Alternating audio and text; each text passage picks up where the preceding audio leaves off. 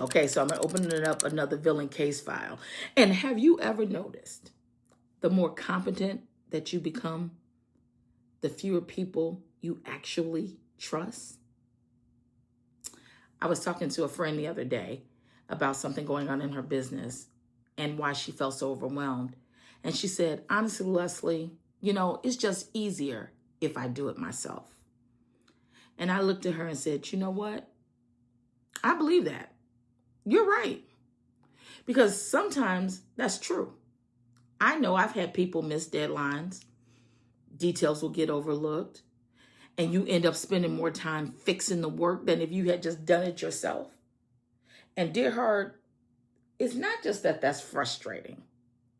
It's that it's disappointing. Why? Because you invested in those people.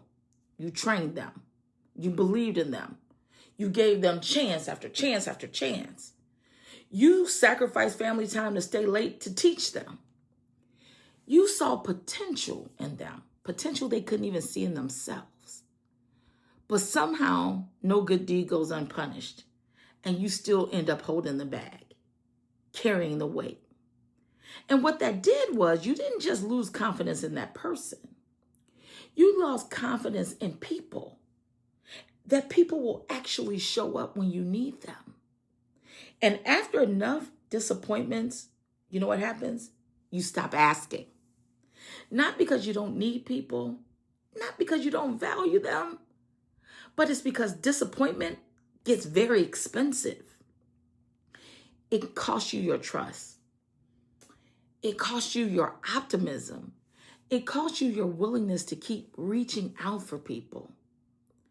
And when disappointment gets expensive, self-reliance starts feeling like the cheaper alternative.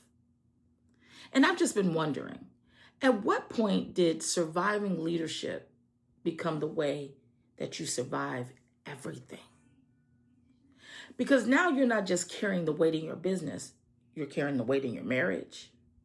You're carrying the weight in your friendships. You're carrying the weight of the family calendar. It seems like you're carrying everyone. And that's not because no one else can, but it's because somewhere along the way, it started feeling safer than being disappointed again. So maybe your independence isn't just who you are. Maybe it's the price that you paid to keep from being disappointed. Case closed.